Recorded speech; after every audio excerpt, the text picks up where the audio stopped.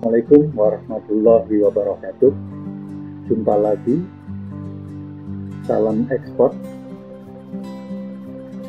Baik, kali ini saya akan berbagi referensi tentang ekspor import, ya, sesuai dengan pengalaman saya sejak tahun 1996 di bidang ekspor import, baik itu dari mulai shipping line, freight forwarding, perusahaan ekspor, dan lain sebagainya.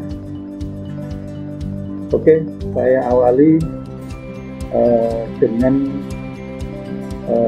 bisnis internasional, ya. Salah satunya dalam bisnis internasional itu sendiri adalah ekspor import. Dimana kalau kita bicara ekspor import berarti kita juga di situ ada dua hal, ya, pengalaman saya. Yang pertama adalah hal yang pertama itu adalah jasa transportasi internasional, ya.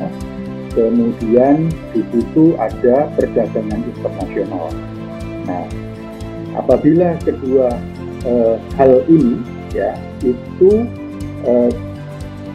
bertemu, ya, maka inilah yang dimaksud dengan ekspor maupun impor, ya. Apa yang saya maksud dengan hal jasa transportasi internasional itu, ya, dan apa yang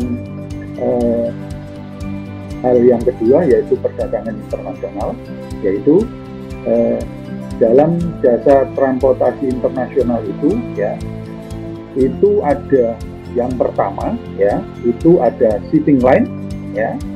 Saya pernah juga di sana, ya.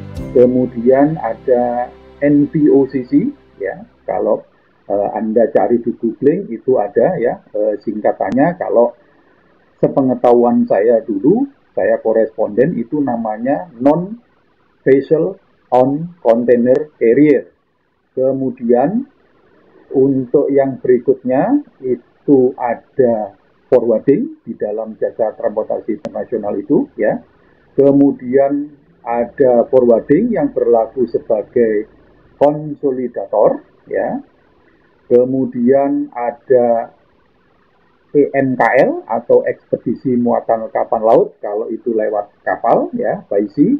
Kemudian ada EMPU, kalau dulu EMKU, ya, ekspedisi muatan pesawat udara, kalau dulu kapal udara, ya. Tuh, kemudian ada juga yang satunya adalah ekspedisi muatan kereta api, ya. Jadi ini, ya, yang menjadi jasa transportasi internasional. Apalagi ada lagi yang di sana, di dalamnya ada lagi, di situ ada lagi yang namanya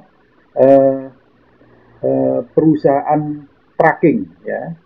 Perusahaan tracking itu juga dibutuhkan dalam nanti untuk mengantar kontainer ataupun mengantar barang ke dalam gudang ataupun ke dalam lapangan untuk muat, ya, siap muat itu.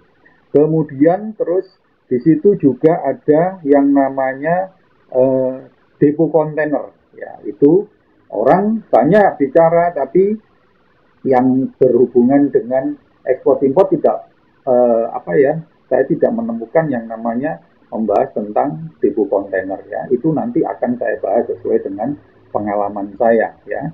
Jadi itu yang bergerak di dalam jasa transportasi internasional.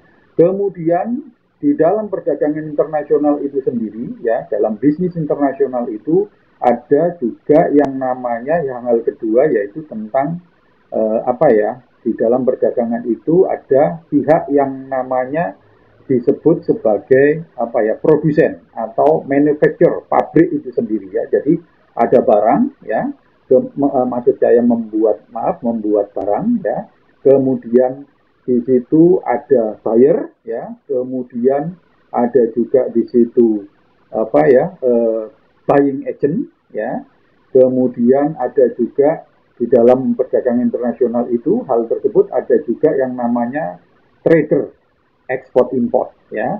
Istilahnya trader itu seperti apa ya, istilah kerennya itu sepengetahuan saya itu banyak berkantor di Singapura sama Hong Kong ya. Mereka adalah apa ya, trader ekspor import. Kalau boleh disebut bahasa halusnya mediator atau broker ya, broker ya, karena di dalam forwarding sendiri itu kenapa disebut broker, di forwarding sendiri ada bisnis yang namanya customs brokerage ya, jadi broker untuk mengurusi jasa kepabeanan di custom ya, di bea cukai ya. Jadi saya gunakan istilah halus itu, trader ini juga termasuk broker ya.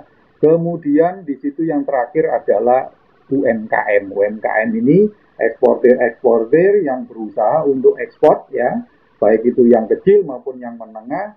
Intinya mereka masih belum punya export license ya, akhirnya mereka berusaha ekspor dengan memakai nama perusahaan yang sudah bisa ekspor ya, atau pinjem nama seperti itu. Apa itu pinjem nama? Nanti akan saya bahas ya, seperti itu. Oke, jadi dua hal itu ya, dua hal itu jasa apa ya,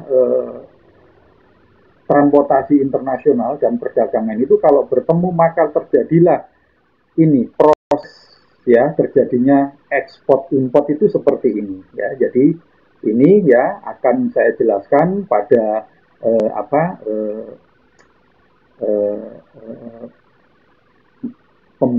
pemaparan saya berikutnya ya. Jadi sekian dulu, terima kasih. Assalamualaikum warahmatullahi wabarakatuh. Jumpa lagi, salam ekspor.